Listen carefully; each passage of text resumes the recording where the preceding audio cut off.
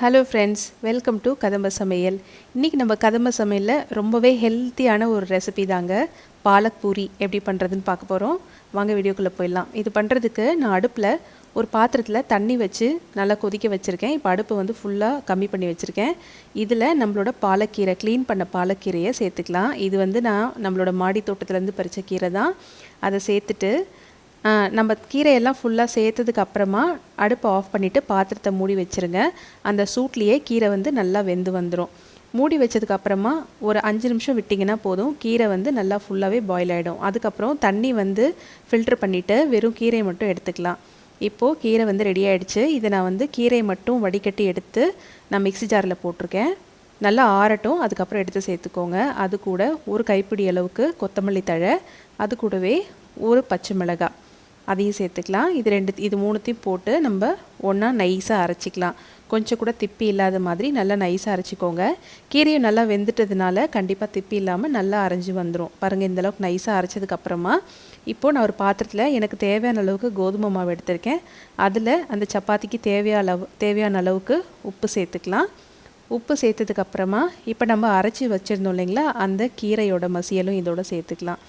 சேர்த்து இதெல்லாமே நம்ம கலக்கிறதுக்கு முன்னாடி கொஞ்சமாக எண்ணெய் போட்டு நம்ம பிசையும் போது கொஞ்சம் கையில் ஒட்டாமல் வரும். அதுக்காக ஒரு அரை டீஸ்பூன் மட்டும் எண்ணெய் சேர்த்து நல்லா கலந்து விட்டுட்டு அதுக்கப்புறம் நீங்கள் பிசைய ஆரம்பிங்க. நம்ம வந்து இப்போ கீரை போட்டிருக்கிறதுனால நம்ம வந்து ரொம்ப கெட்டியாக வராது. மாவே வந்து ரொம்ப சாஃப்டாக இருக்கும். நீங்கள் அது பிசையும் போதே உங்களுக்கு தெரியும். தண்ணியும் வந்து நீங்கள் எடுத்ததும் நிறையா ஊற்றிட வேண்டாம். ஏன்னா நம்ம கீரையிலே கொஞ்சம் தண்ணி பதம் இருக்கிறதுனால இதெல்லாம் ஃபஸ்ட்டு கலந்து விட்டுட்டு அதுக்கப்புறமா கொஞ்சம் கொஞ்சமாக உள்ளங்கையில் தண்ணி ஊற்றி தெளித்து பிசைய ஆரம்பிங்க. அப்போ தான் வந்து மாவு வந்து தண்ணி ஆகிடாமல் கரெக்டான பதத்துக்கு உங்களால் பிசைய முடியும். பாருங்கள், இப்போ நான் தண்ணி சேர்த்து பிசைகிறேன். தண்ணி சேர்த்து இந்த மாதிரி கொஞ்சம் கொஞ்சமாக பிசைஞ்சிங்கன்னா உங்களுக்கு தேவையான அளவுக்கு கரெக்டான திக்னஸில் பிசைஞ்சிக்கலாம். நான் வந்து இப்போ பூரி போடுறதுக்காக அந்த அளவுக்கு நம்ம எப்படி யூஸ்வலாக நம்ம பிசைவோமோ அந்த அளவுக்கு பிசைஞ்சிக்கலாம்.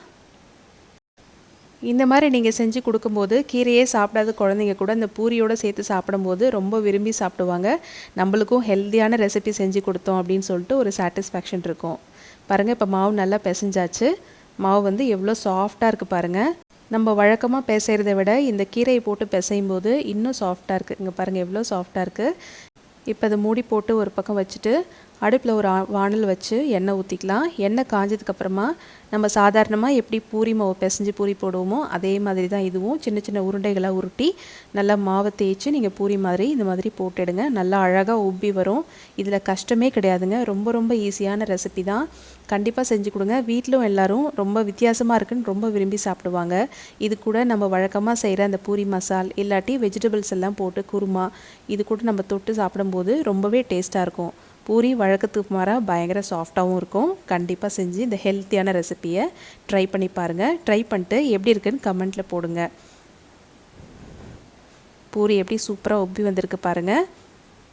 இதை வந்து நான் இன்றைக்கி கேரட்டு, பீன்ஸு, உருளைக்கிழங்கெல்லாம் போட்டு ஒரு குருமா வச்சுருக்கேன். அது கூட தான் நான் இதை சர்வ் பண்ணுறேன். என் குழந்தைங்க நல்லா விரும்பி சாப்பிட்டாங்க. கண்டிப்பாக அதை நீங்களும் ட்ரை பண்ணி பார்த்துட்டு எப்படி இருக்குன்னு கமெண்ட் பண்ணுங்கள். இது வரைக்கும் இந்த சேனலுக்கு சப்ஸ்கிரைப் பண்ணாதவங்க கண்டிப்பாக சப்ஸ்கிரைப் பண்ணிவிட்டு பக்கத்தில் இருக்க பெல் பட்டனையும் ப்ரெஸ் பண்ணிக்கோங்க. அப்போ தான் நான் போடுற வீடியோவெல்லாம் உங்களுக்கு நோட்டிஃபிகேஷனாக வரும். இன்னொரு நல்ல ரெசிபியில் உங்களை நான் மீட் பண்ணுறேன். தேங்க்யூ.